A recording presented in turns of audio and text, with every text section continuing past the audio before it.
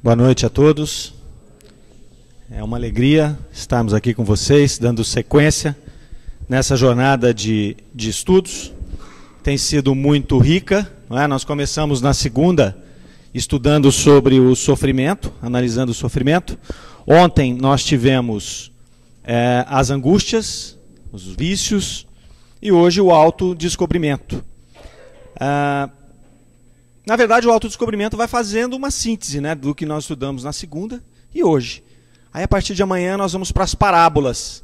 As parábolas inicialmente analisadas pelo aspecto psicológico e depois pelo aspecto terapêutico. Então, nós estamos no meio dessa nossa viagem. Então, é muito rico para nós poder participar disso tudo e poder trabalhar nesse meio aí, né, desse sanduíche interessante que nós estamos vivendo essa semana. Muito bem. Quando a gente fala em autodescobrimento, nós temos algumas questões centrais que nós temos que analisar no início desse processo. A primeira questão é o que somos. Exatamente, o que somos. A gente para olhar, entra dentro de nós e vai percorrer esta pergunta. Quando nós analisamos o que somos sob a nossa ótica, eu me pergunto, o que eu sou? Eu sou algo muito importante. Na verdade, sobre a minha ótica, eu sou a coisa mais importante que existe. Quando nós avançamos um pouquinho para fora da minha ótica, da nossa ótica pessoal, e a gente vai para o nosso contexto familiar, e a gente pergunta, o que nós somos para o nosso contexto familiar? Nós também somos muito importantes dentro desse contexto familiar. Muito bem. Se a gente continuar se afastando, a gente vai para o nosso contexto ali profissional, ou o nosso contexto religioso, dentro dos nossos locais de trabalho, ou dentro aqui da nossa casa espírita, nós continuamos sendo algo importante. Mas à medida que a gente sai desse ciclo, nós vamos perdendo essa importância vai se relativizando. Se nós chegarmos no nosso bairro hoje já, né, depois do advento do portão eletrônico, mudou o conceito de bairro, né? Hoje o nosso bairro é o nosso Facebook. Nosso bairro não é mais onde a gente mora. Isso é tão interessante, a gente já refletiu sobre isso algumas vezes, e esses dias aconteceu uma coisa conosco, nós moramos na mesma casa há 10 anos, e o senhor vizinho nosso faleceu, já há alguns dias, e nós não ficamos sabendo. Simplesmente não ficamos sabendo.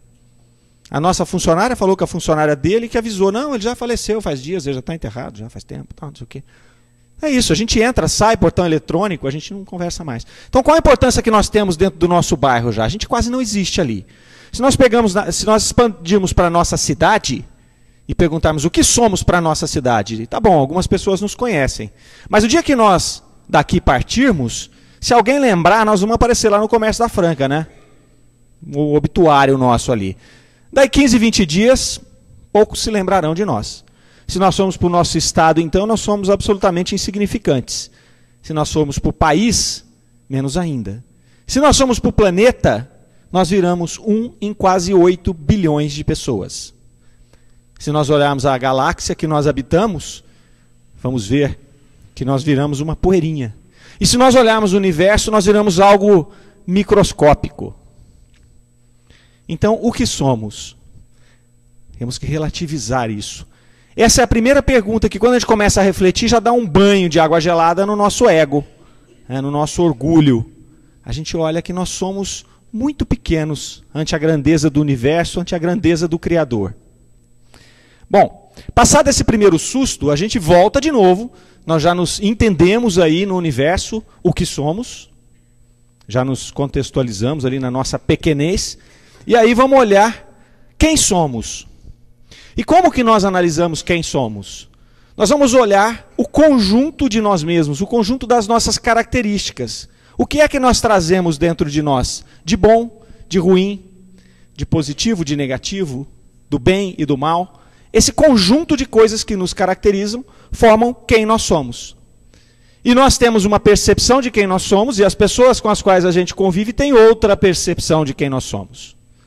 E do mesmo jeito, se a gente for expandindo essa pergunta, a gente vai ver que nós vamos ter opiniões diferentes, porque nós somos muito diversos. Eu não vou arriscar perguntar para minha mulher aqui o que ela acha, né? Aí que ela acaba com a minha introdução aqui, né? Não vou correr esse risco. Mas muito bem. Começamos a entender quem nós somos. Entendendo quem nós somos, nós já começamos a ter uma pista do que nós precisamos fazer, para cá ou para lá.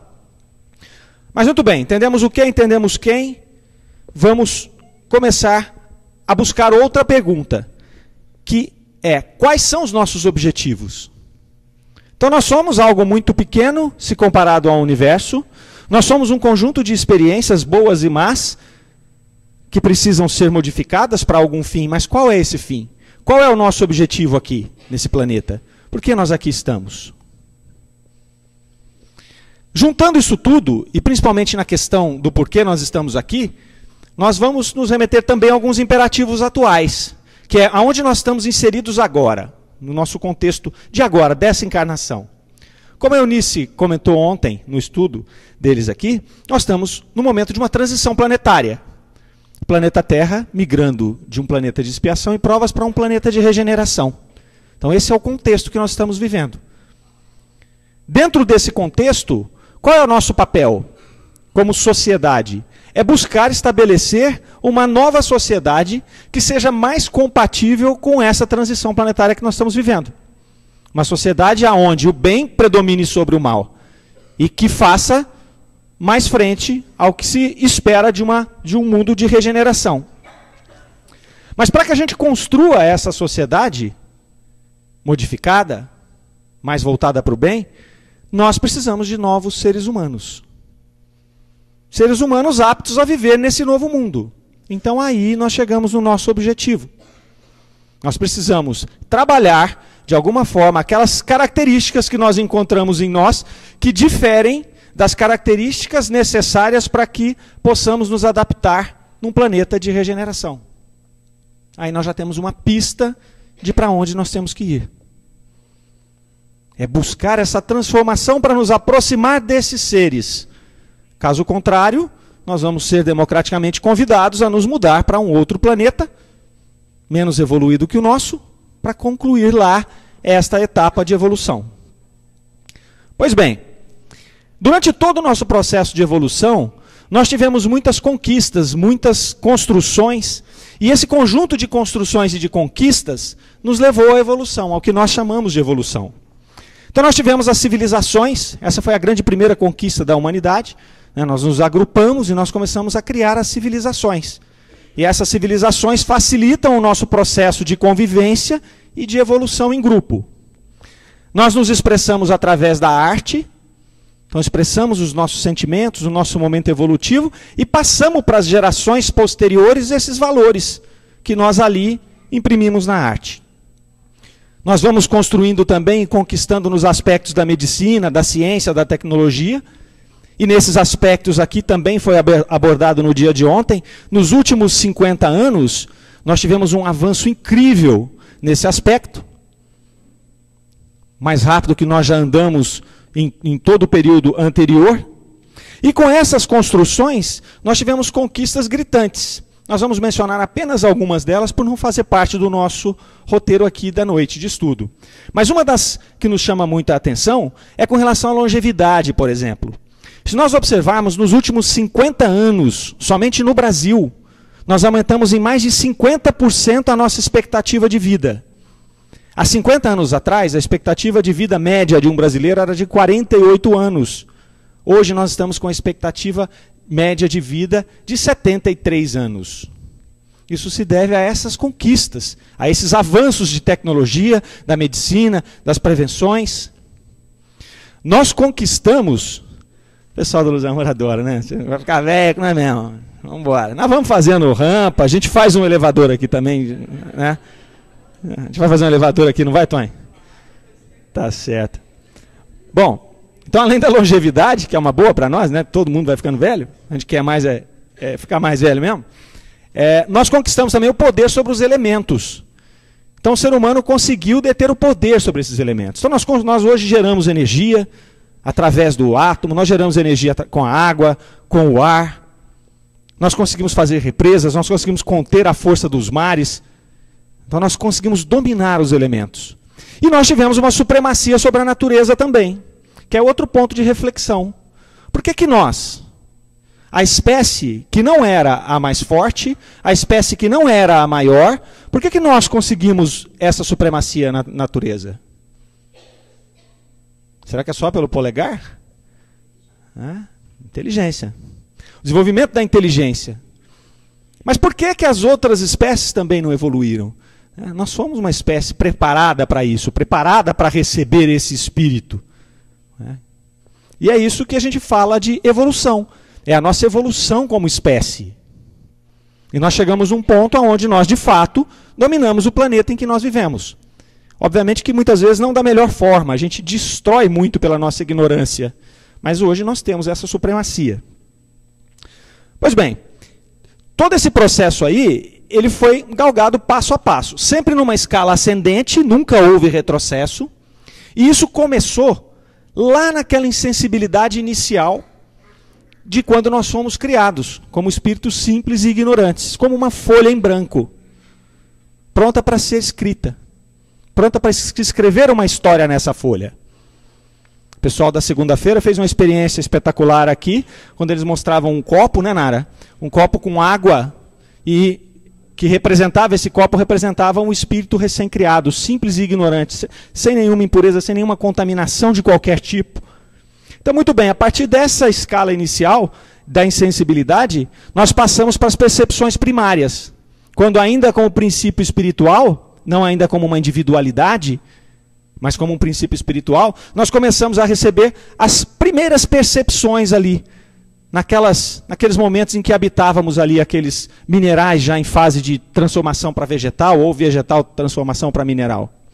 Depois disso, nós vamos começar a pegar os atributos da sensibilidade, quando esse princípio espiritual, que ainda não éramos nós como indivíduos, mas já era aquela semente nossa sendo trabalhada, começa a pegar sensibilidade nos vegetais. Depois nós passamos a colher os atributos do instinto, quando estagiávamos ali entre os animais, para depois de uma transformação, normalmente ocorrida em outro plano, em outro mundo, como nos diz Kardec, na Gênese, que nesse momento da transição do princípio espiritual, de onde quando ele sai da escala animal para a escala hominal, é necessário um estágio em outro mundo.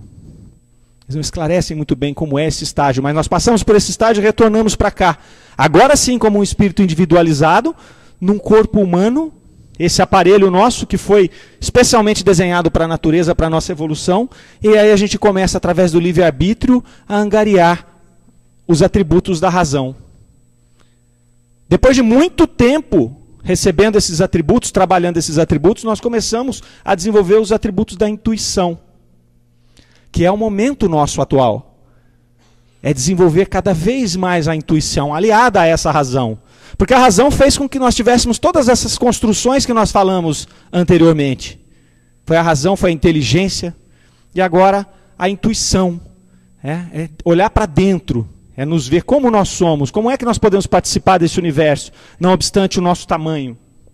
E com isso, com essa proximidade, com o aumento da intuição, com a proximidade com o plano espiritual, nós começamos a ter uma interação com a mente cósmica, que é Deus, cada vez mais.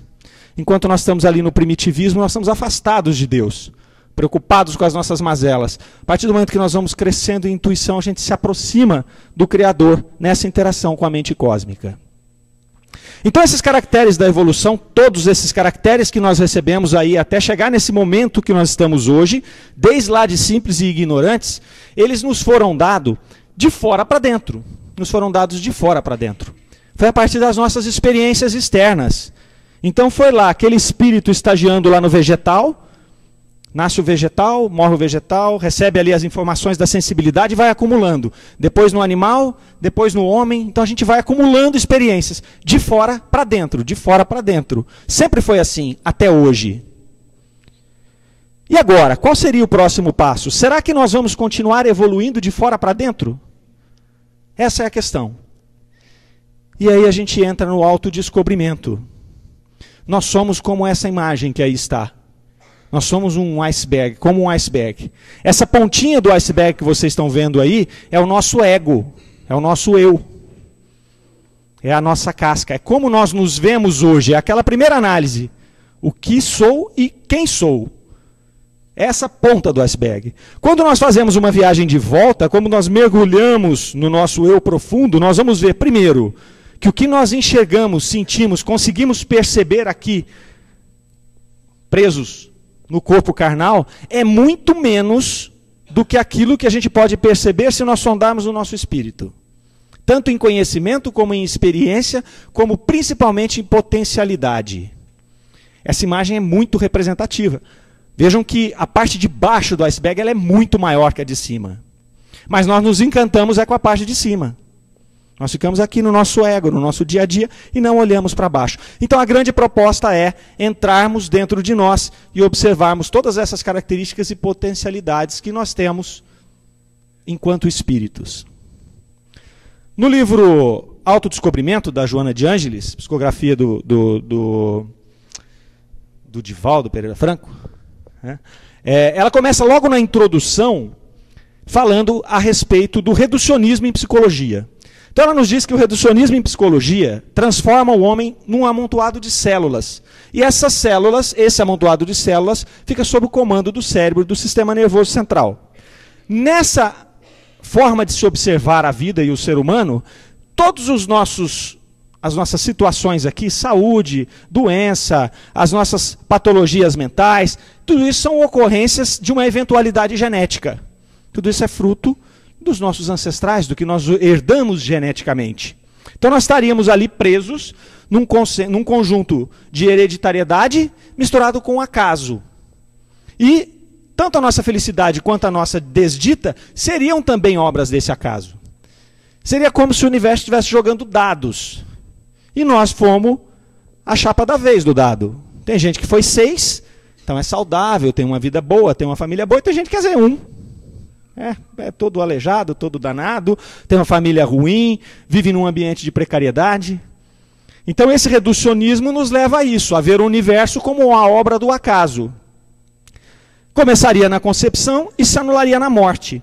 E aí Joana de Ângeles mesmo chama a gente para uma reflexão. Ela fala, será possível que, numa primeira análise, a natureza levaria 2 bilhões de anos para chegar no ser humano, faria essa máquina própria para a evolução, que teria uma distância insondável de qualquer outro animal que esteja abaixo de nós na escala, pega o animal mais inteligente, se é que a gente pode usar a palavra inteligente nesse caso, mas pegue o animal mais inteligente, vamos usar essa palavra mesmo, e tente se comparar com o ser humano. Não tem comparação. Isso foi um projeto de 2 bilhões de anos da natureza. Para quê? Para a gente viver 70 anos? Para nós vivemos 40 e poucos anos? Como há 50 anos atrás? Provavelmente não. Haveria algo a mais. Os psicólogos organicistas, que também têm essa visão mais materialista, entre nascimento e morte, eles dizem também que o pensamento, por exemplo, é uma atribuição do cérebro, porque não existe órgão sem função. Então toda e qualquer manifestação funcional procede do órgão que a gerou. Ok. Muito bem, então analisa-se dessa maneira. Nascemos ali, esse é o nosso princípio, na concepção, na morte nós nos encerramos. Todos os pensamentos, os atributos que nós temos vêm do nosso próprio cérebro. Mas aí nós temos uma série de problemas, uma série de preocupações com esses pensamentos. O primeiro, como é que nós podemos explicar os comportamentos variados, né, de pessoas que vêm de uma mesma árvore genética? Como é que nós podemos explicar isso? Eu, por exemplo, venho de uma família de 6 irmãos. Sou de uma família de 6 irmãos. Inclusive tenho um irmão gêmeo. Mas não precisa se preocupar que ninguém vai confundir eu com meu irmão. Meu irmão é desse tamanho aqui, moreno, né? Amigo do Antônio Carlos agora. Não sai daqui, né, Antônio? Nós somos absolutamente diferentes, todos nós. Nascidos da mesma árvore genética.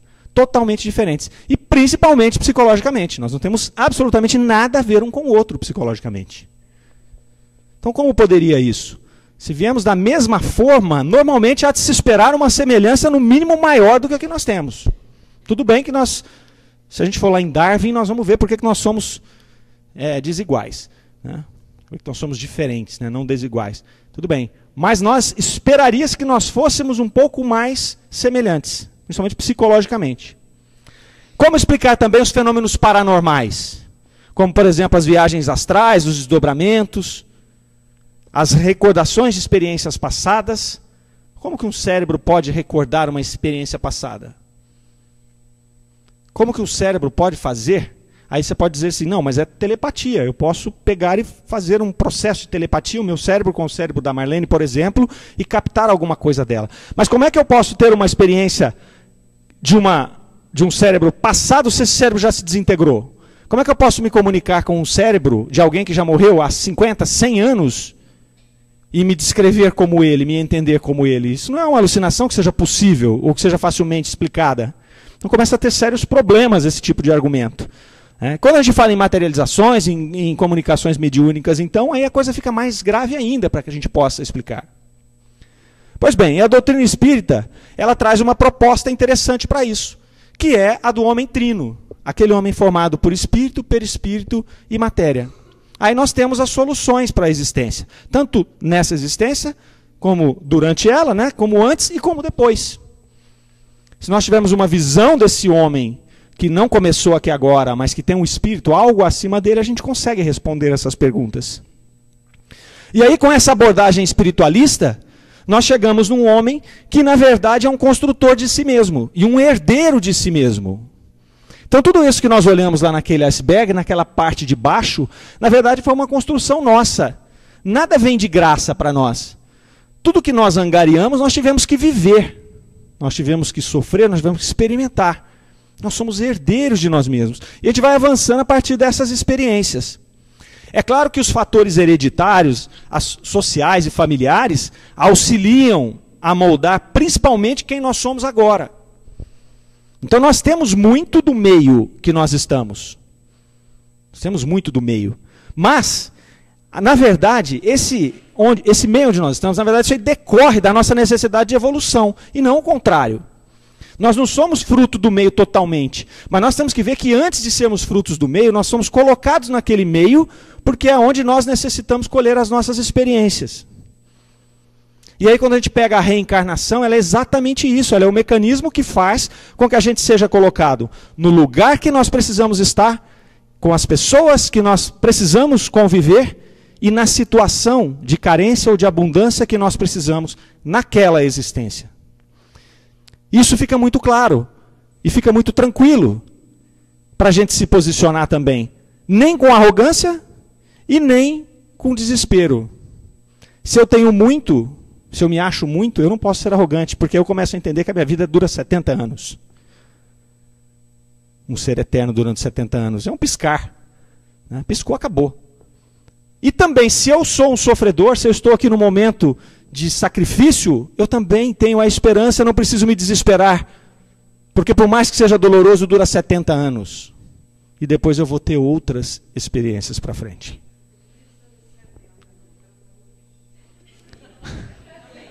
Vamos fazer o seguinte, vamos esclarecer uma coisa. 70 é a média. 70 é a média. Né? A dona Rosinha está com quanto, Marlene?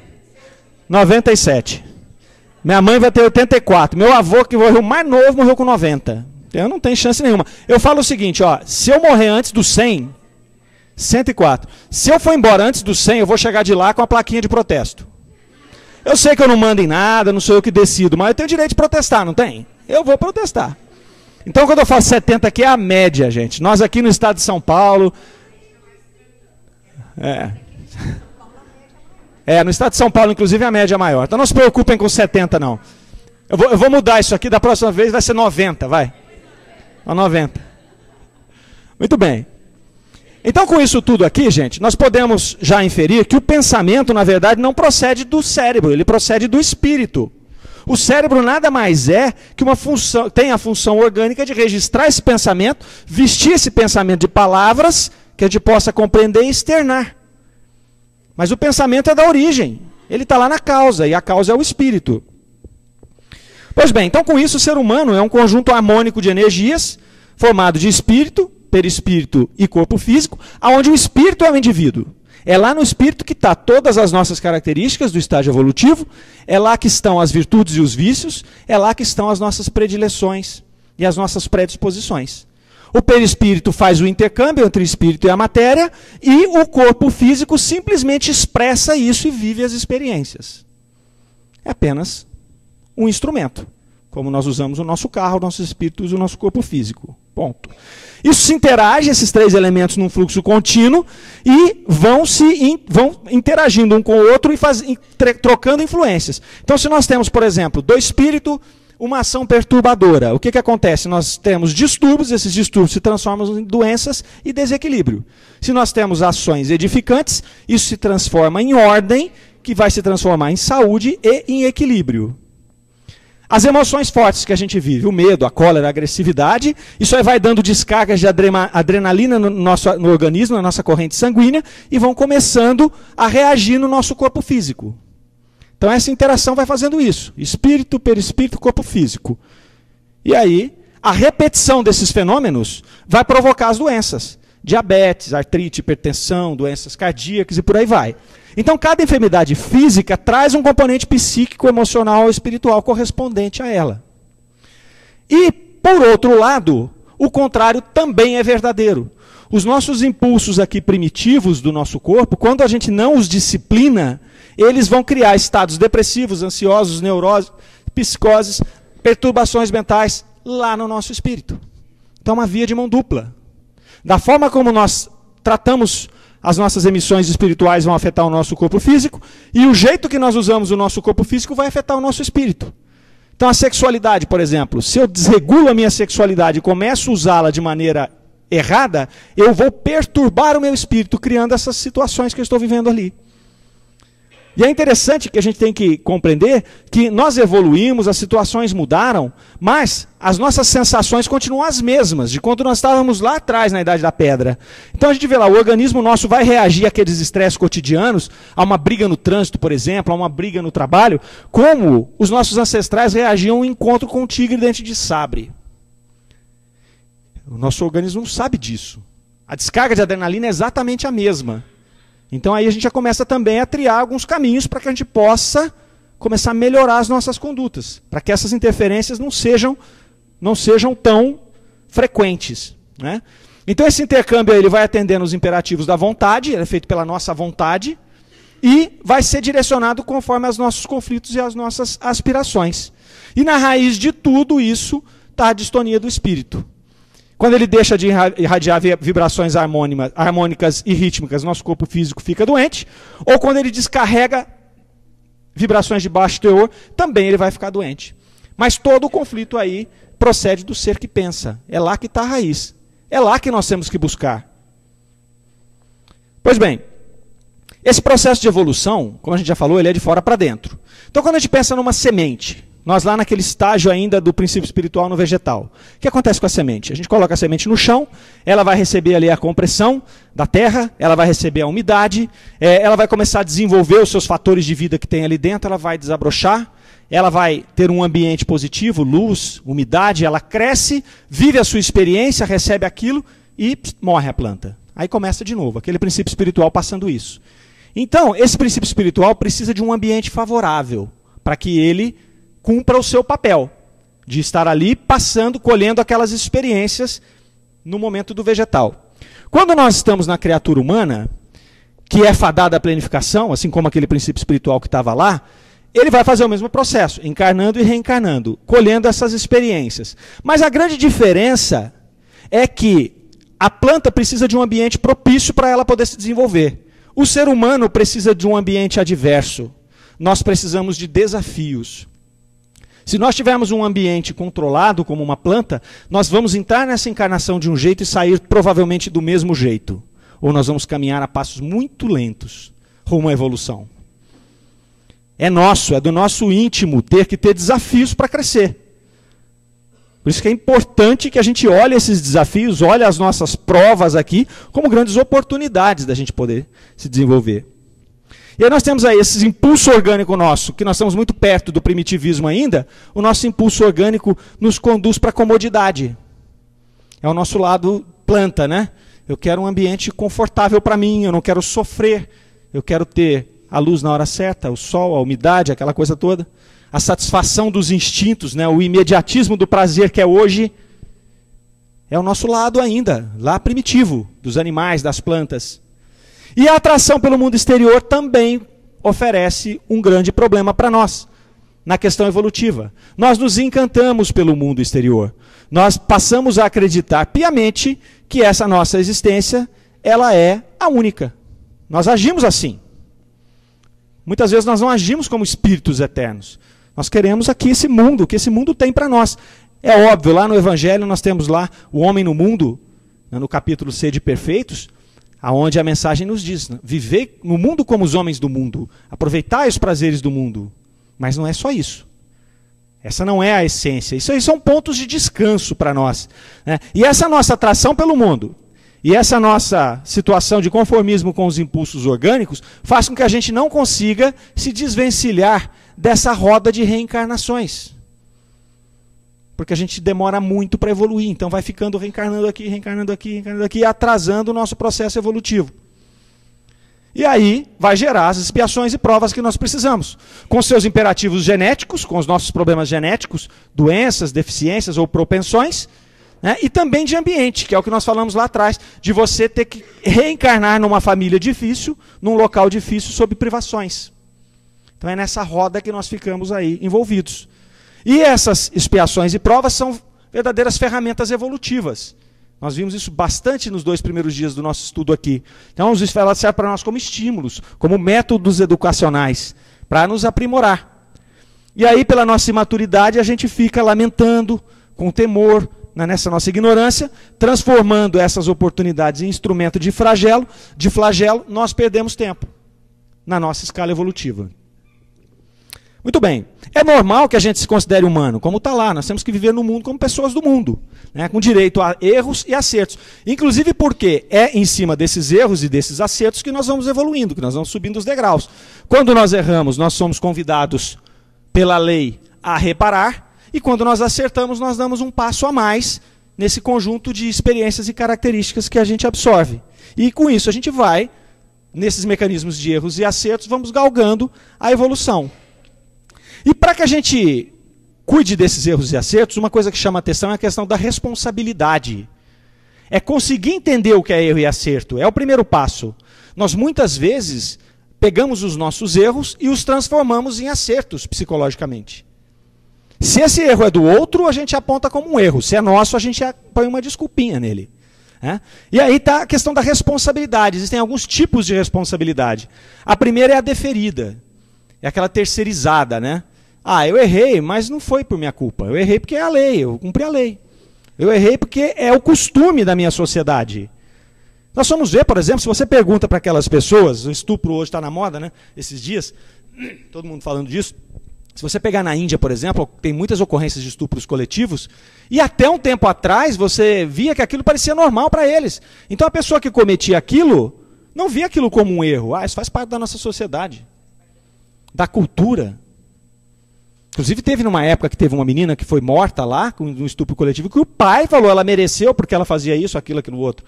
Então é tão enraizado nele, na cultura dele, que ele acha que o erro é um acerto. O erro é erro. E a gente fica terceirizando a responsabilidade. E com isso aqui, esse terceirizar tem a pretensão de isentar-nos de culpa, né, e de facilitar o processo de escolha. Eu tenho 2 escolhas para fazer. Para que eu vou pensar e me sacrificar por alguma? Eu faço aquela que o coletivo vai aceitar mais. Eu faço aquela que está dentro de uma pretensa lei, a lei dos homens. Né?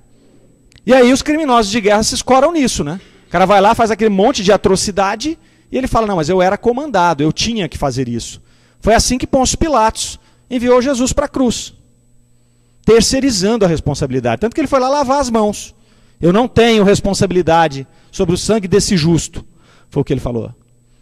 Ele terceirizou a responsabilidade. Tá bom, ele é um instrumento ali, se não fosse ele, talvez fosse outro, mas que a culpa foi dele, ponto. Né? Então, superiores rudes, todas essas pessoas terceirizam. Né? E qual que é a nossa questão mais interessante da gente tratar essa questão da responsabilidade? Com o amadurecimento psicológico, né, que é o fruto desse conjunto de coisas que vai transformando a nossa evolução. Então a responsabilidade, para ser verdadeira, não interessa se ela está na lei, se foi mandado fazer ou não, ela não pode compactuar com a delinquência. É um ato de delinquência? Então eu estou no exército, alguém manda eu dizimar, entrar numa creche e matar todas as crianças. Isso é um ato de delinquência, isso não tem a ver com nenhum tipo de lei. Então se eu já estou maduro psicologicamente, eu vou parar e dizer, não, eu me recuso a cumprir essa ordem. Eu não vou cumprir essa ordem. Porque eu não vou ignorar os deveres para com a vida. Principalmente com a vida das demais criaturas. E aí a gente se torna pessoas pontes. Divaldo fala muito sobre isso. E eu adotei para mim, adotei até para a minha vida. Eu procuro ser pessoa ponte. Então a pessoa chega para mim, eu estou com um problema, eu preciso disso. Se eu posso ajudar, eu vou fazer uma ponte para ela. E nós estamos rodeados de pessoas obstáculo, pessoas paredes, que terceirizam responsabilidade, que querem para si, mas não querem fazer nada para os outros. E a gente não evolui, porque nós vamos evoluir em conjunto, é um ajudando o outro. Se hoje eu posso, eu ajudo, amanhã eu vou precisar da tua ajuda. É assim. Se eu falar mais nessa vida eu não vou precisar de ninguém mais. Eu já tenho 90 anos. Eu já tenho 90 anos. Não vou precisar de mais ninguém. Mas a vida vai acabar, eu vou ter outra. E eu vou precisar sempre. Pessoas pontes. Então o homem e a mulher da atualidade é isso aí. É um conjunto desses conhecimentos todos, tecnológicos, né, científicos, civilizatórios e tudo aquilo ali. Mas existe, segundo as palavras da própria Joana de Ângeles, uma defasagem enorme entre o que ela chama de homotecnológicos, essa expressão não existe, né, e o ser espiritual, que é o homem que nós somos aqui hoje, com a asa da tecnologia, da razão, muito desenvolvida, e a asa do amor pouco desenvolvida. Ontem foi bem explorado isso aqui no trabalho de ontem. Quem não teve oportunidade de ver, está na internet, lá no YouTube, vale a pena, o que se falou do amor. Né, da importância do amor nesse processo todo. E aí, essa descompensação nos deixa num vazio existencial muito grande. Porque o nosso ego mantém o controle, a pontinha do iceberg mantém o controle. E o nosso ser interior, o nosso eu profundo, o nosso self, que se chama, né, fica à margem. Fica subutilizado, todos os nossos potenciais ali. E a gente entra num casulo. E aí ficamos incapazes de enxergar a realidade e incapazes de prosseguir. E aí existe o casal Shiva e Shakti, que é o casal divino do hinduísmo. Tem uma fábula muito bonita a respeito dessas duas divindades hindus, que fala que eles estavam um dia observando o comportamento dos seres humanos. E estavam ali compadecidos com os nossos erros, com aquela nossa dureza de vida. E a Shakti chega para Shiva e fala, você precisa ajudar os seres humanos, por que você não ajuda? E ele diz, porque eles não estão prontos para ser ajudados. Aí ela fala, mas não é assim. Aí vê um homem caminhando, um mendigo caminhando, maltrapilho, todo arqueado, caminhando pela estrada, num sofrimento atroz. E aí ela, compadecida desse homem, falou para ele, Shiva, mas ajude pelo menos esse homem. E ele, de novo, ele não está preparado para receber ajuda. Ele falou, mas vai dizer que você não pode dar para ele um saco de ouro? Aí ele falou, pois bem. Ele pegou e materializou um saco de ouro na frente desse homem. E ele vinha ali tão envolvido com seus pensamentos, que a hora que ele viu o saco de ouro, ele se desviou e falou assim, puxa, ainda bem que eu vi esse obstáculo aqui, porque só faltava eu tropeçar nesse obstáculo aqui hoje para piorar o meu dia. E seguiu a sua caminhada. Então é assim que a gente fica, enclausurados em nós mesmos, sem ver as nossas possibilidades e as possibilidades que a espiritualidade está o tempo inteiro nos passando e nos presenteando aí. E aí agora a Cláudia vai dar continuidade no nosso estudo.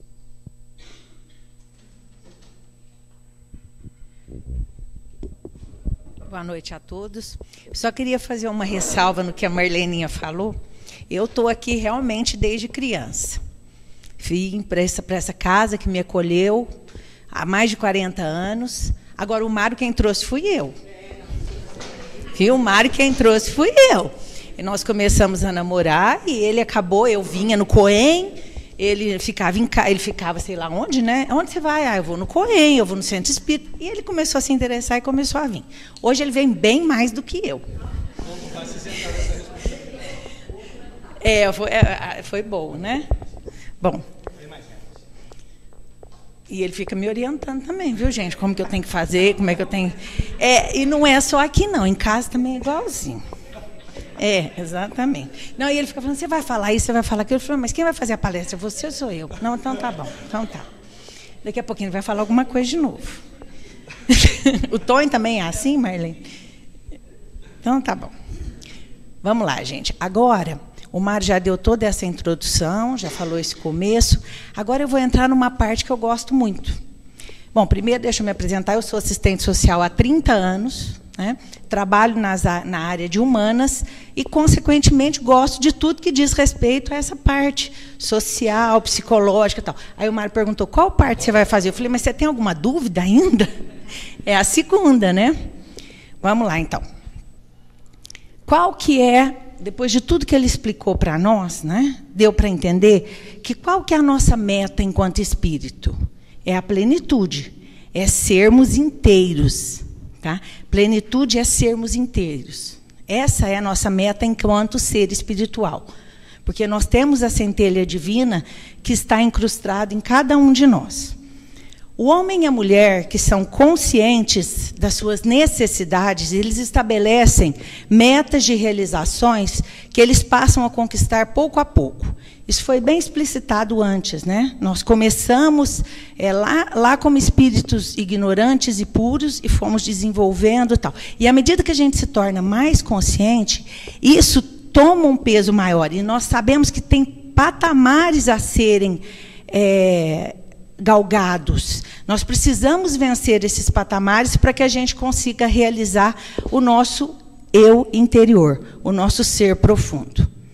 Nós sabemos que nós temos metas educacionais, nós temos metas familiares, econômicas e espirituais, que compõem o nosso quadro para que nós possamos nos melhorarmos enquanto seres espirituais que somos.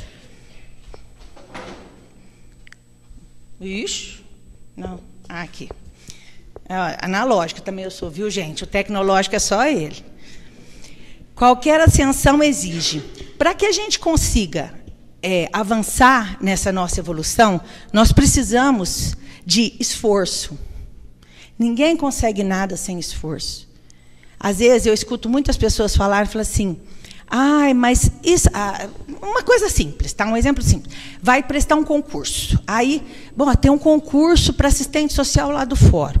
Aí eu fui e contei para uma pessoa, falei, vai ter um concurso para assistente social do fórum. Ela virou para mim e falou assim, mas precisa estudar? Não precisa não. Você chega lá, você vai conseguir.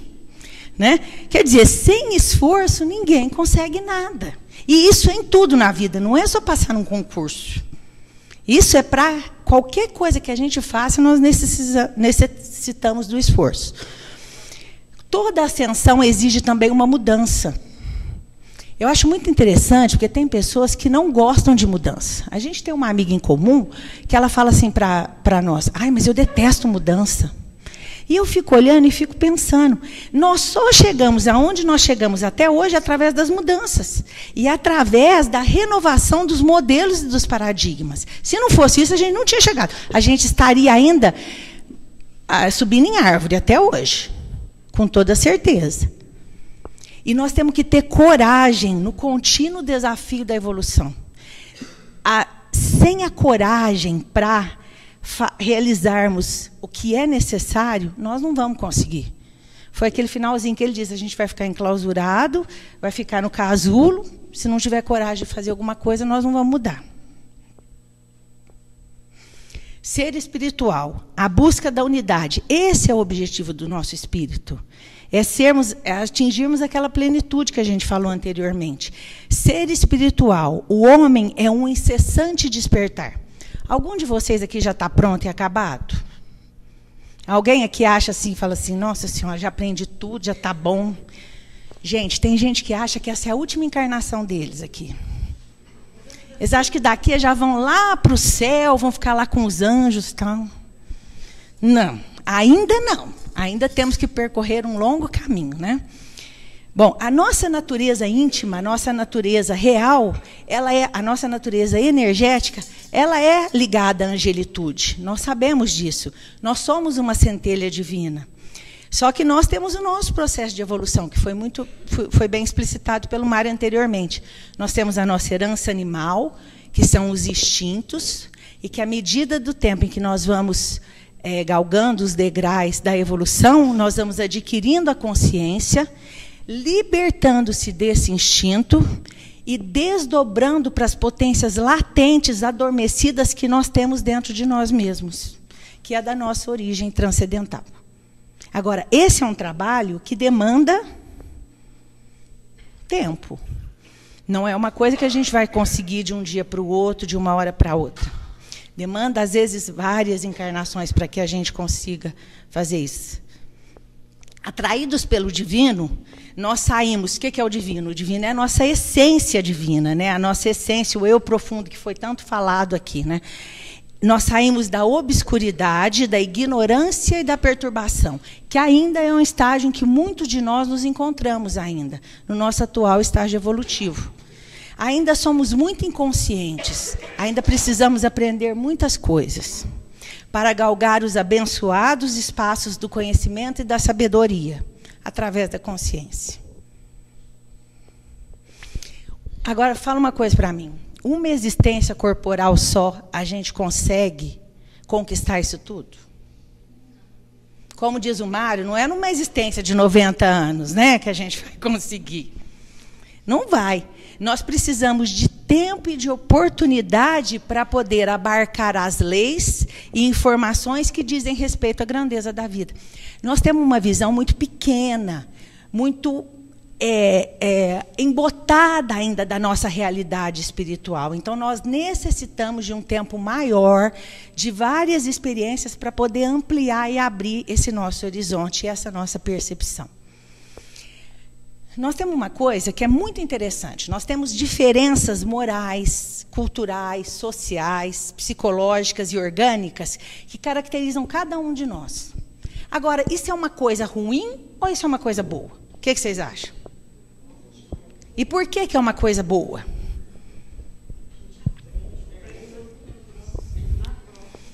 A gente aprende na troca, na inter-relação, a gente se interliga com o outro, a gente necessita do outro. Egoísta do jeito que nós somos. Você já imaginou se a gente tivesse todas essas potencialidades? Aí o egoísmo que fala alto mesmo. Mas como a gente não tem, a gente tem que estar com o outro, depender do outro, né?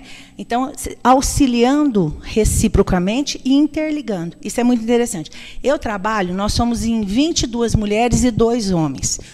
Nós estamos juntos, algumas há mais de 20 anos já.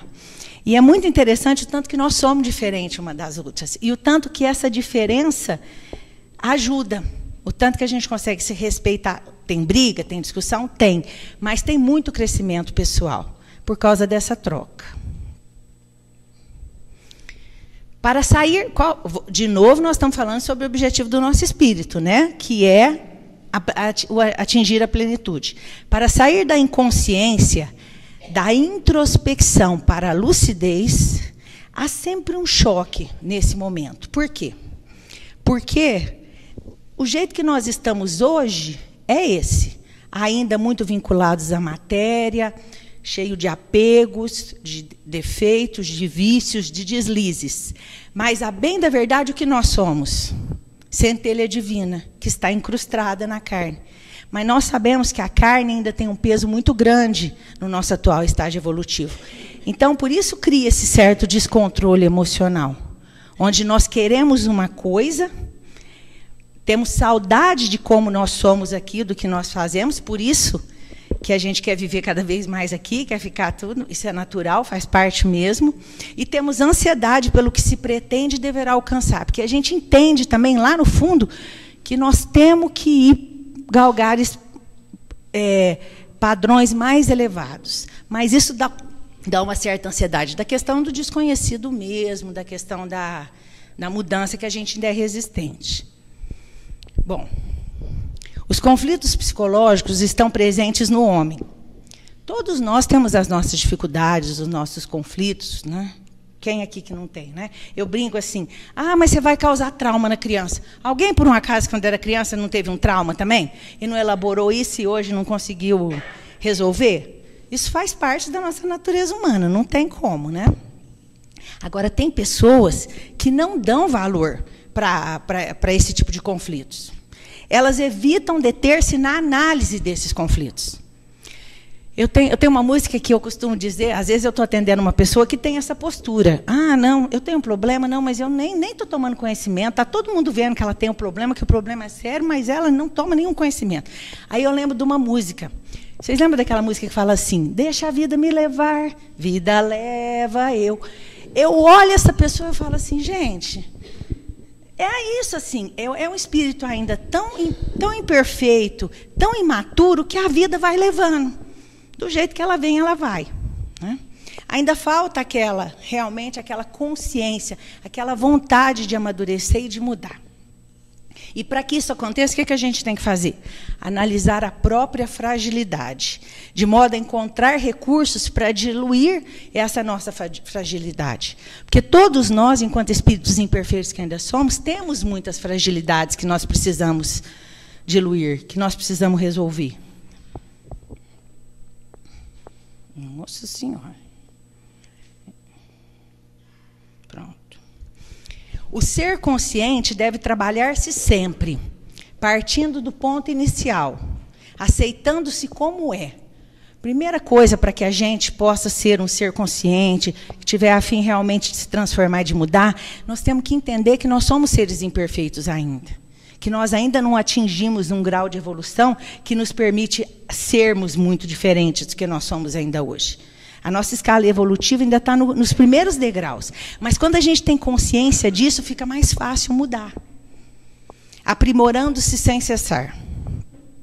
Nós temos que pensar, foi aquilo que eu falei um pouquinho antes, é um constante, é um sempre.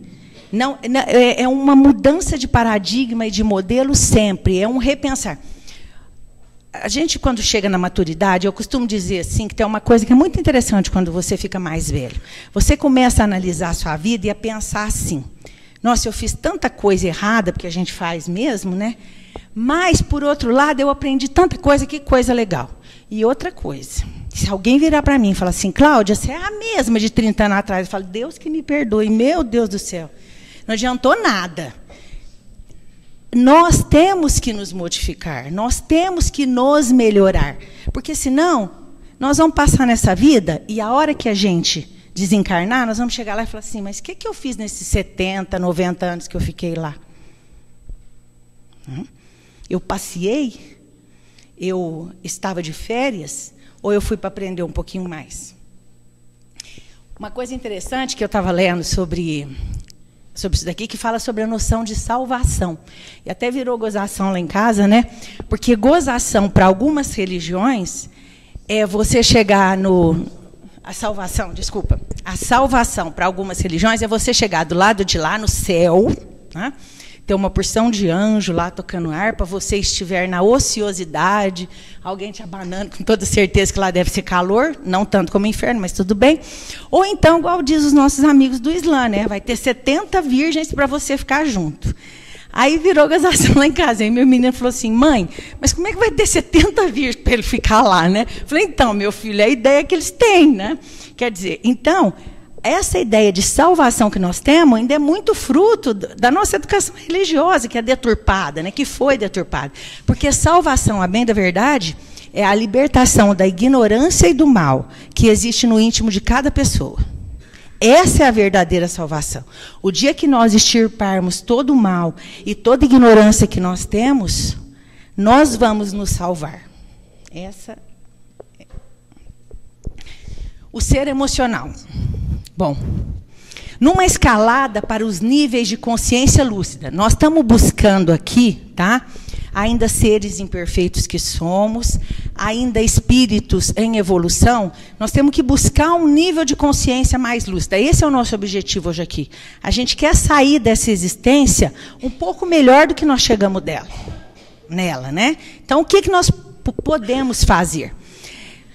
Como se reage diante de si próprio? Análise cuidadosa a respeito das reações emocionais diante dos desafios.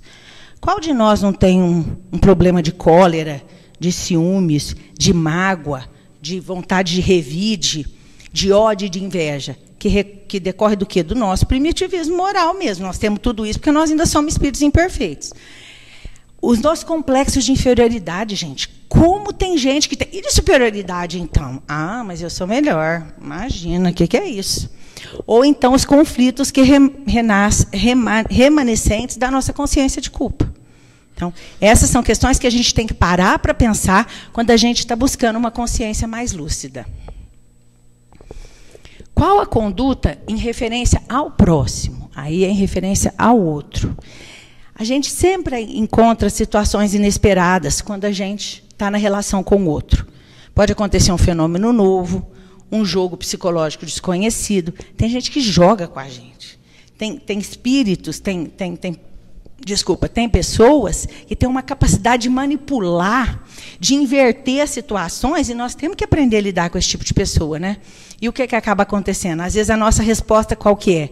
Retraimento, suspeita, narcisismo, falar, não, eu sou mais bonito e melhor do que os outros, aparência de conhecedor de toda a verdade, aí não escuta o que o outro tem para te falar, não analisa, ou então o medo, né? Nós não podemos nos esquecer que o interrelacionamento é que nascem as experiências proveitosas para o amadurecimento psicológico constante do ser. Eu costumo dizer o seguinte, não quero fazer nenhum juízo de valor com relação às religiões que fazem isso, mas você enclausurar uma pessoa dentro de um convento e achar que aquilo vai ser bom para ela não tem a inter-relação com o outro, ela não vive as dificuldades que a sociedade nos faz vivenciar. Então, fica muito mais fácil viver assim. Porque o que torna, muitas vezes, a nossa vida difícil é esse embate diário, é a convivência com o outro. Mas são as experiências que vão nos enriquecer e que vão nos tornar melhores. Desenvolver os valores íntimos em relação a si e aos demais. Fazer-se, quando nós atingimos um grau um pouco mais consciente, mais lúcido, nós nos tornamos doadores. A gente não quer só as coisas para a gente também já tem a capacidade de doar para o outro. E, principalmente, a capacidade de se doar, né? Livre de exigências, porque a gente é muito bom para doar as coisas para os outros, mas desde que ele faça alguma coisa para mim também. Sem paixões dissolventes. Tudo bem. Eu gosto dele, ele é meu. A gente tem uma mania de falar meu, né? Eu sou triste, meu filho, meu marido, minha casa, meu não sei o quê. Nada é seu. Tudo nos é emprestado. Vincular-se e amar, liberando-se sem ressentimentos. Porque se a outra pessoa precisar viver uma outra experiência, precisar viver uma outra coisa, ela tem que ir embora. E sem que tenha ressentimentos da nossa parte. Eu que trabalho muito com separação no fórum, isso daqui é difícil, mas é difícil. Quando os casais estão se separando, a maior dificuldade que tem é isso, liberar o outro sem ressentimento. Por causa do nosso atual estágio evolutivo, isso ainda é muito difícil mesmo de acontecer. Para que a gente seja um ser emocional, buscando realmente essa consciência lúcida, nós precisamos de reflexão e diálogo. Nós precisamos de honestidade para conosco mesmo e para com o nosso próximo. Outra coisa muito interessante é que nós precisamos entender que nós temos limite. Todos nós temos limites. Nós não somos ainda seres plenos. Nós temos limites e temos que reconhecer quais são esses limites. Eu trabalho com adoção. E, às vezes, tem casais que falam assim para mim, mas por que você pergunta qual é a idade da criança que eu quero e qual o limite que você... Eu falo, porque você tem um limite, você tem que descobrir qual é esse seu limite. Porque se você não der esse limite para mim, a hora que eu te entregar a criança, você não vai dar conta de cuidar dela. Então, você tem que reconhecer o seu limite. E nós temos, às vezes, dificuldade de reconhecer os nossos limites. Nós temos que transformar os nossos problemas em soluções. As dificuldades em experiências vitoriosas. Vocês já prestaram atenção que tem certas pessoas que têm um problema, ela fala assim, ai meu Deus, mas eu tenho um problema. Ela volta dali a pouquinho, ai meu Deus, mas eu tenho um problema. E daqui a pouquinho, e ela não resolveu o problema, ela só está falando no problema e resolver, ela não resolveu. A nossa finalidade aqui é resolver problema. E problema resolvido dá lugar para outro. Não tem jeito. Resolver um, vai acontecer outro. Agora, que a gente consiga, com as nossas dificuldades, também adquirir experiências vitoriosas. Uma coisa que também já foi falada pelo Mário antes e que eu achei importante frisar aqui. Interiorizar-se cada vez mais, sem perder o contato com o mundo físico e social. Nós ainda somos seres que necessitam da experiência na Terra, da reencarnação, necessitamos viver em sociedade, necessitamos trabalhar, necessitamos cumprir o nosso papel social. Então, não dá para você falar assim, eu vou viver só em êxtase, em nirvana.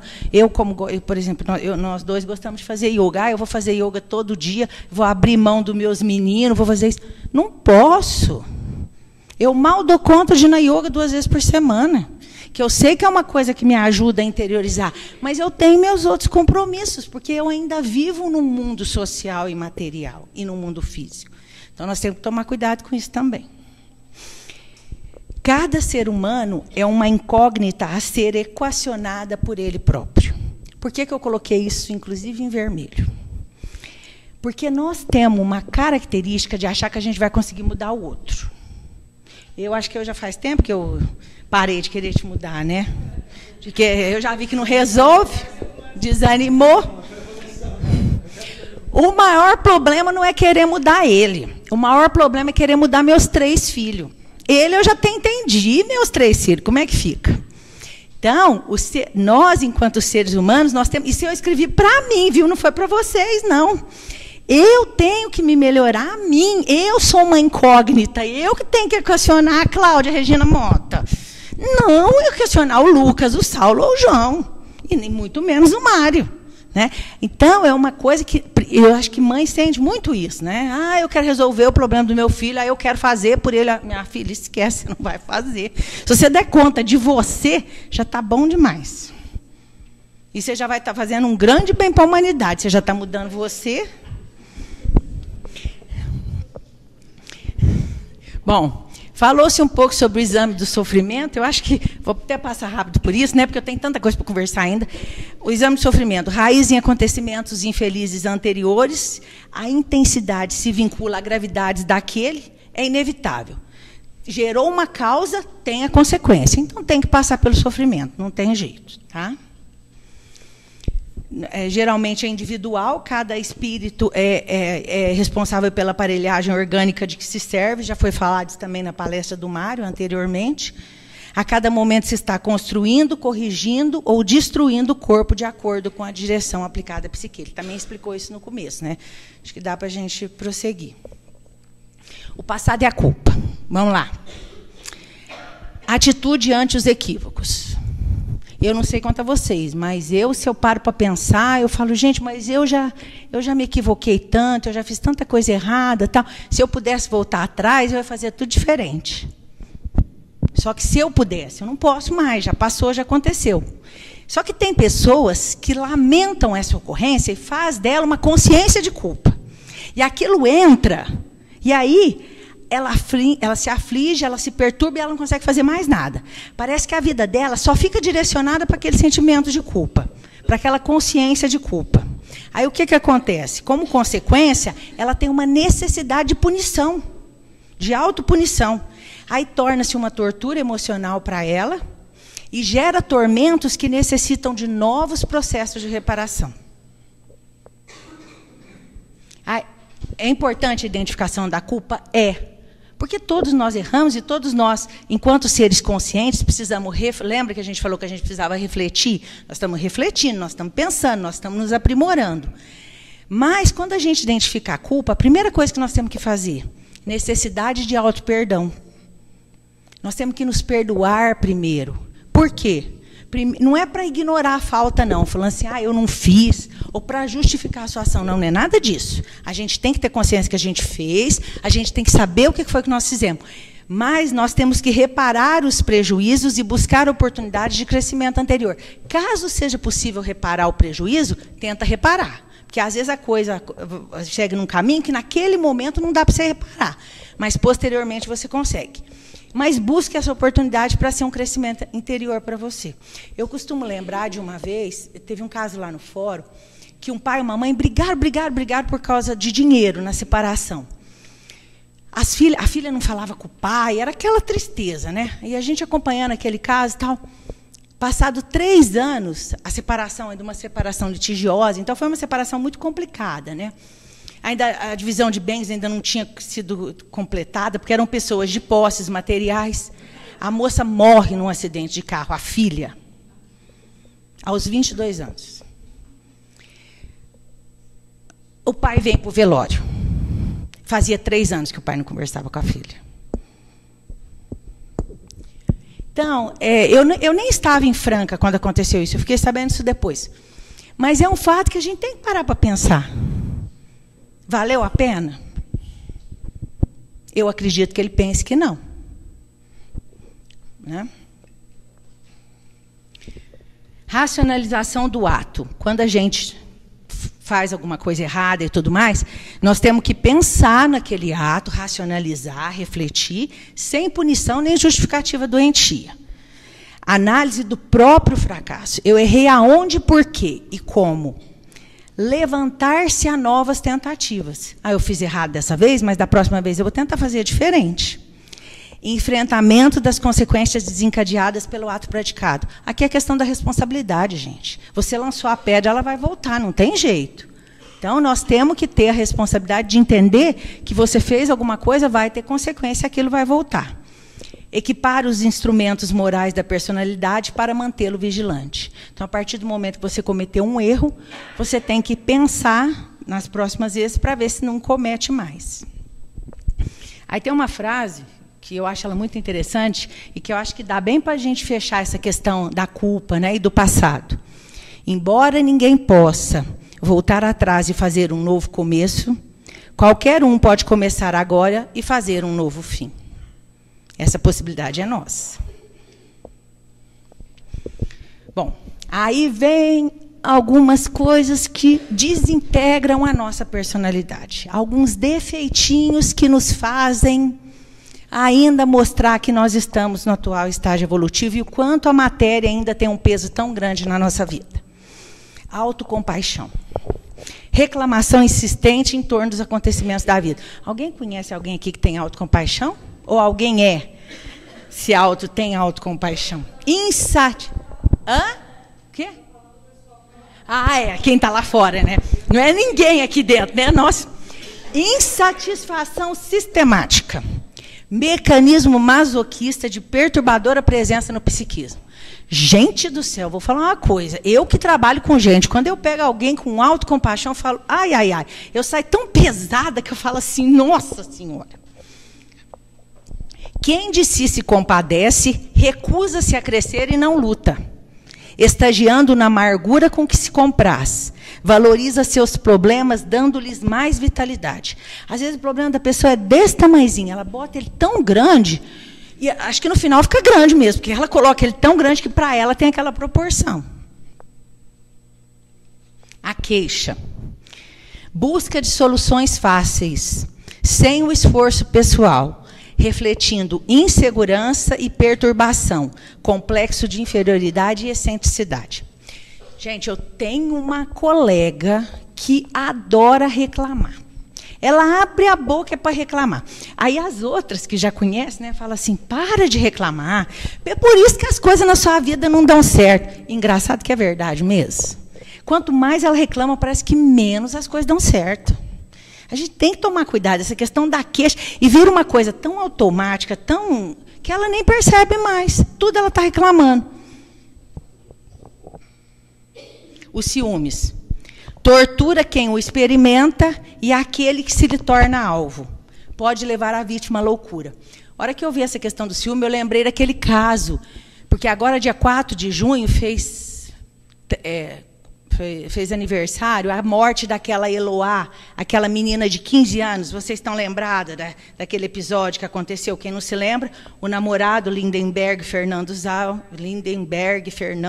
Alves foi até o apartamento dela, colocou ela em cárcere privado, o maior cárcere privado na história do Brasil foi aquele, e ele lhe deu 2 tiros e ela morreu em decorrência desse tiro. Tudo isso por causa do quê?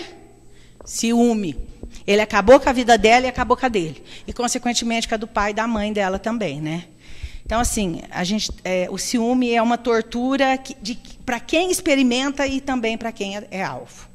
A gente tem que lutar muito com o ciúme. Eu acho um dos sentimentos mais perigosos que tem o ciúme. A inveja. Lamenta o triunfo alheio e não luta pelo seu. A pessoa se torna egocêntrica, ela considera que a vida é somente para si e não patrimônio divino para todos. Nós temos que tomar cuidado com isso, porque nós também temos tendência a achar que as coisas é só para mim que eu quero, para o outro não é merecedor, sou só eu.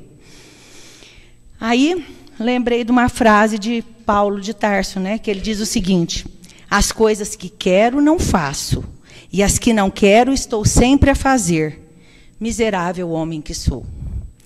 Essa frase mostra exatamente aquilo que nós somos, com aquilo que realmente nós seremos. Porque ainda somos, entre aspas, esse espírito impuro, esse espírito imperfeito, cheio de mazelas. Mas o que nós somos, na verdade, é a centelha divina. Então, isso retrata bem essa nossa dificuldade, essa nossa luta. Aí vem a Joana de Ângeles, nos livros que a gente leu, foi muito sobre... Nós embasamos a nossa palestra nas obras de Divaldo Pereira Franco, sobre a psicografia de Joana de Ângeles. Ela fala sobre a terapia do amor, que é uma proposta para que a gente consiga nos melhorarmos e tentar alcançar esse eu profundo e essa centelha divina que cada um tem dentro de si. Preservação ético-moral do indivíduo, valorização de suas capacidades. Todos nós, por mais imperfeito que somos, nós temos capacidades. Nós temos coisas boas, nós temos que valorizar essas coisas boas. Porque senão fica muito pesado, né? Mas eu só ciúme, só inveja, só mágoa, só ressentimento. Não, a gente tem coisa boa também. A gente tem que aprender a valorizar essas capacidades. Nós temos que ter discernimento e ação. Discernimento, parar para pensar, analisar, e analisar sem emoção. É analisar de forma racional. E o que nós temos que pensar? O que se deve e se pode fazer, do que pode e não se deve fazer. Não eleger o que lhe agrada, mas o que lhe convém executar. Tudo posso, mas nem tudo me convém, nos diz Paulo de Tarso. Ainda continuando essa proposta da terapia do amor, nós temos que nos transformar interiormente. Nós temos que ser melhores interiormente, né? E quais são os instrumentos para que isso aconteça? O auto-amor. Qual que é o primeiro mandamento? Quem sabe? Amar a Deus sobre todas as coisas. E o segundo?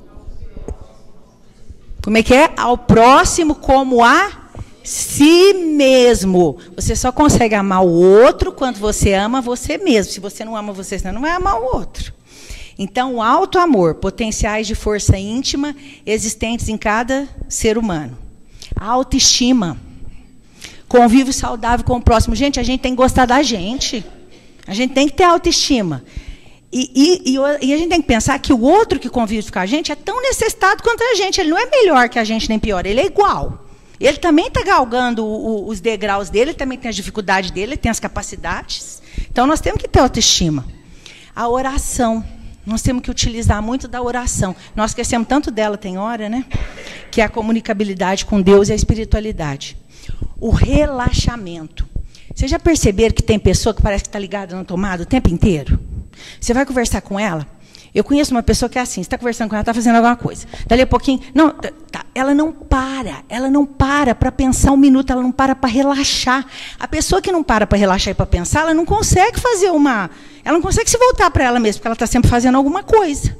Essa é uma forma também de não se... às vezes a pessoa fala, eu trabalho muito, isso, aquilo. Às vezes ela está fugindo de alguma coisa. Tem que prestar atenção, às vezes é uma fuga. A meditação.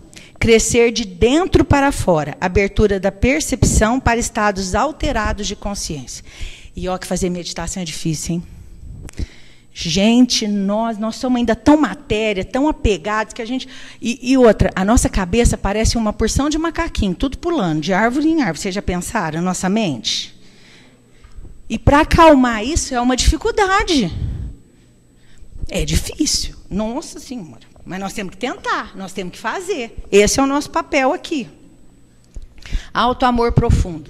Começando por nós. Primeiro com cada um de vocês. Para depois vocês conseguirem, conhecendo-se e amando-se. Depois nós vamos estender para o próximo. Construindo uma sociedade saudável e justa. Todos nós queremos uma sociedade saudável, mas nós só vamos conseguir essa sociedade saudável e justa quando a gente for saudável e justo. Não adianta, isso não é uma coisa de fora para dentro, isso é uma coisa de dentro para fora. Nós temos algumas questões físicas que nos ajudam também nesse roteiro de terapia do amor. Preservar o corpo, evitar sobrecarga, praticar atividade física. cuide do seu corpo. Lembre-se, você mora nele por um tempo. Nós precisamos cuidar do corpo. É o corpo que nos ajuda a vivenciar essa experiência na Terra, a viver essa encarnação. Cuidar do repouso e do sono. Manter a higiene. Lembra que o sono é sagrado e alimenta de horizontes o tempo acordado de viver. Nós precisamos do sono e do descanso também. Questões espirituais. Cultivar a confiança em Deus e a alegria. Gente, vamos ser alegres, vamos ser otimistas. Temos dificuldade? Temos. Mas a alegria também é um componente que nos auxilia e nos ajuda. Simpatia no trato com os demais. É ruim quando a gente vê uma pessoa sempre carrancuda, assim, né? De vez em quando sorrir é bom, faz bem, faz parte, né? Conversação como elemento catalisador de novas ideias. Isso daqui é uma coisa muito interessante. Eu, às vezes, me pego em umas conversas e falo, gente, mas o que eu estou fazendo aqui? Por que eu estou conversando isso daqui? Aquilo não te acrescenta nada. Quando você vê, você está envolvida naquela conversa, naquela coisa totalmente inútil, fútil. Então, nós temos que tomar cuidado também com a conversação. Banir a crítica ácida e destrutiva e recorrer à oração e à meditação. Bom, isso daqui é muito interessante. Nós, enquanto seres humanos, nós temos tendência de guardar tudo. Guardar jornal para um dia ler, revista, guardar objetos em casa, guardar roupa. Nossa, eu vou usar essa roupa, sei lá em que ocasião, passa 10 anos, a roupa ainda está lá, nem serve mais, ainda está aquele negócio lá, né? A gente tem a tendência a ser acumulador. Todos nós, né? Só que, de vez em quando, você olha no seu guarda-roupa e fala assim, nossa senhora, mas não tem nem onde pôr mais nada, eu preciso... às vezes aparece barata, às vezes aparece traça, você precisa dar uma limpada, né? Aí você começa a falar, nossa, deixa eu tirar. O Lucas, quando passou na faculdade, eu tirei aqueles cadernos dele, aquele monte de coisa. Ai, que delícia que ficou a casa, que beleza, aquele monte de papel. Fez um bem. Agora, isso acontece no nosso subconsciente. A gente joga lá dentro uma porção de coisas que não são boas. A gente joga paixão, ressentimento, mágoa, ideia fixa. Nossa, ideia fixa, eu sou uma beleza. De vez em quando eu boto umas ideias na minha cabeça e eu fico com aquilo. Eu falo, nossa, gente, mas eu preciso mudar isso. Aí eu tenho que fazer uma limpeza. Retirar o entulho psíquico. O passado influencia o presente, a gente sabe disso. Só que o passado tem que ser referência. Você não vai mudar o passado mais, o passado já passou, acabou. Agora é hoje. Ele tem que servir de referência para a gente aprender com ele. Nós temos que nos conscientizar desse entulho psíquico que nós temos, dessas ideias fixas, dessas ideias que já não servem mais, dessas paixões. E eliminar isso tudo, jogar isso fora. Chega, isso não serve mais para nós. E isso tem que ser uma atitude enérgica. Se a gente não tiver muita vontade forte, nós não conseguimos ficar livre disso. Nós não conseguimos nos libertar. E essa tem que ser uma atividade constante e natural. Porque senão, quando você se pega, seu subconsciente está cheio de entulho. Então, nós temos que estar sempre atentos a isso. Superação do ego. Quando a gente vai para uma montanha, a gente tem uma visão bem alta, né, de tudo, consegue enxergar tudo com muita clareza. É o que nós estamos caminhando para. Então, à medida que nós vamos superando o nosso ego, superando os nossos apegos, nós vamos conseguindo enxergar a vida de uma forma mais ampla. E o nosso ser interior de uma forma muito mais ampla. Manifestação da nossa procedência divina e é o que vai realmente nos arrebatar. A conquista de si. Nós vamos romper com as amarras, vamos romper com os instintos, com as coisas que nos seguram, né? Com os nossos deslizes, com as nossas mazelas. Nós vamos ampliar as nossas perspectivas e vamos ter realizações profundas. Autoidentificação. Imersão no ser profundo, vencer contingente de imposições e limites. A gente tem uma porção de imposição, de limite, que a gente mesmo se coloca. E aí, quando a gente começa a enxergar a vida sob um prisma diferente, a vencer as nossas potencialidades, a vencer as nossas dificuldades e a desenvolver as nossas potencialidades, nós vamos conseguir vencer essas imposições, esses limites que a gente se coloca hoje. autodescobrimento. Allan Kardec, sabendo, né, conhecedor da psicologia humana, ele fez a seguinte pergunta para os espíritos: qual é o meio mais eficaz que tem o homem de se melhorar nesta vida e resistir à atração do mal? A pergunta do Livro dos Espíritos, de número 919. Qual foi a resposta que os espíritos nos deram? Um sábio da antiguidade já lhes disse: conhece-te a ti mesmo. Esta é a chave do progresso individual. Muita paz a todos.